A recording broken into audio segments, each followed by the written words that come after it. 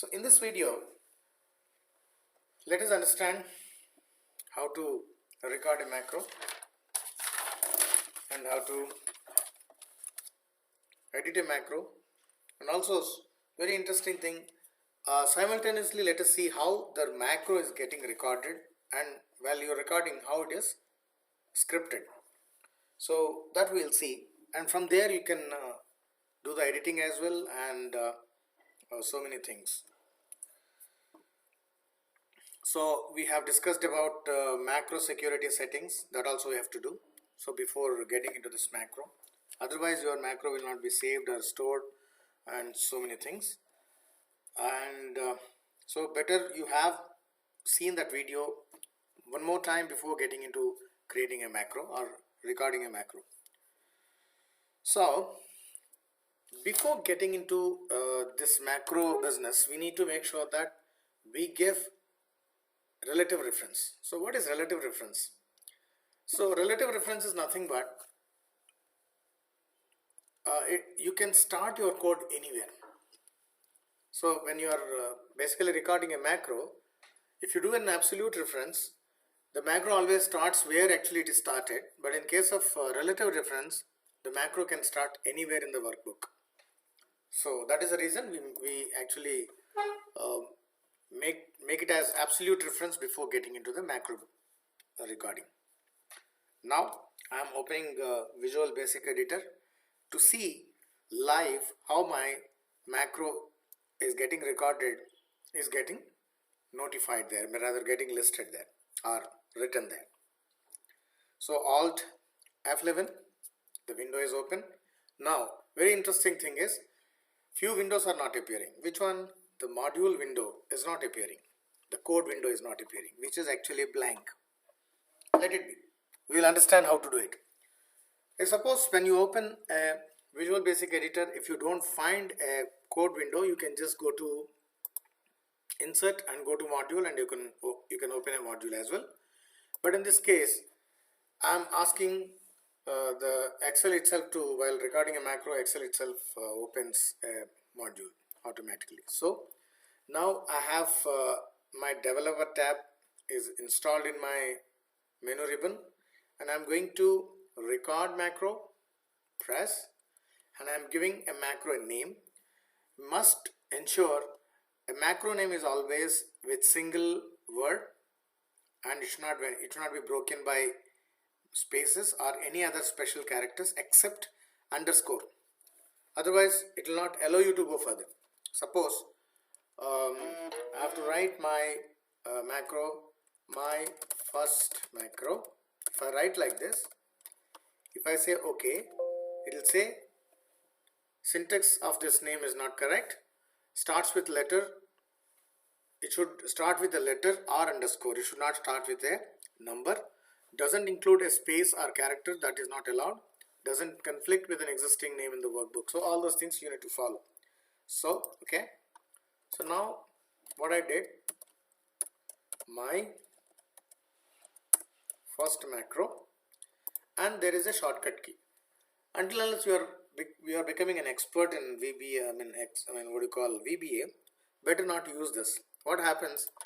Excel has got its own predefined shortcut keys, and if you are not very aware of them, there is a contradiction and it will not work properly. So whether macro should be in this workbook or a new workbook, currently let us use this workbook alone. And a best macro always contain a proper commentary. It will give why the macro is made for. So my first macro. Say yes. Okay. The moment if you see, there is a module is created here.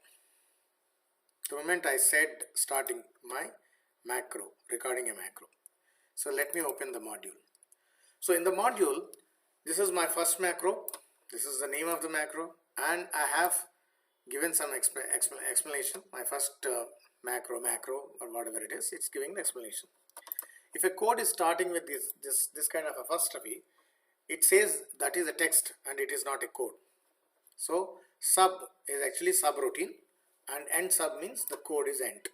So it's already taken a space and the code is made. Only thing is we need to insert the values. Now let us go to this thing. The moment I kept my cursor on a cell, it is all thrown a sentence there. So active cell offset range A1 selected. So A1 it is because it's a relative reference. Always it takes A1, but it's not actually working with A1. So it's basically offsetting from A1. That is what is the relative reference use. If I go to any cell, it is offsetting from A1. Suppose if I put B2, it's actually offsetting one cell, one row. That means from A to B, one cell, one column, and 1 to 2, 2 rows. So one row. So one row, one cell. So basically is that way it is working. So if you can see the live experience of a macro.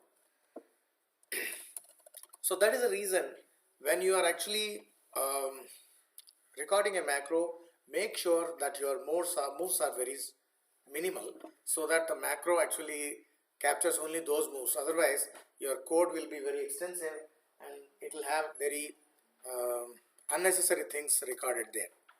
Now what I am going to do, I am typing my name, Vijay, and I am making it bold. So what I did, the code is showing active cell formula R1 C1, nothing but your row 1 and column 1. So always it starts with row reference and column reference, and then Vijay. And again I did some extra activity, which is active select, and again I selected font bold true. That is what I did. So my code is written in this fashion. I hope you understand how the macro is recorded. Now I'm just saying I can stop a macro by stopping this button, stop recording. There is another button will appear down below on the left hand side. That also you can stop. I'm stopping my macro. So I'm closing this window. I don't need this. Now if I run the macro, I have to go to macros, and I see my first macro is appearing here, and just say run. It's running. So now a name is written and it is created as bold. Now how to edit this? There are two options. One, Alt F11, Alt F11, go to the code straight and you can do the changes, or you can go to macros and select the macro and go to edit. You can edit this. So there are several ways, or else you can straight away say Visual Basic, it will go to the code. So this is another option to select a macro to do that. So I'm changing the name XYZ and I'm telling false. What happens? Let us see. It's an exploration. When I come here and I run a macro, I go to my first macro. So the bold is gone. So instead of true I said false, and I have changed the name. The macro is changed. So what has happened? I have changed the reference. I've changed the name and I have said there should not be any bold. Instead of that, I can just remove these two lines and simply keep quiet. Then also the name will come. So this is the first regarding a macro and understanding the code. You can see the code, how the code is written, and hope you enjoyed this video. More to come on this VBA course. Thank you very much.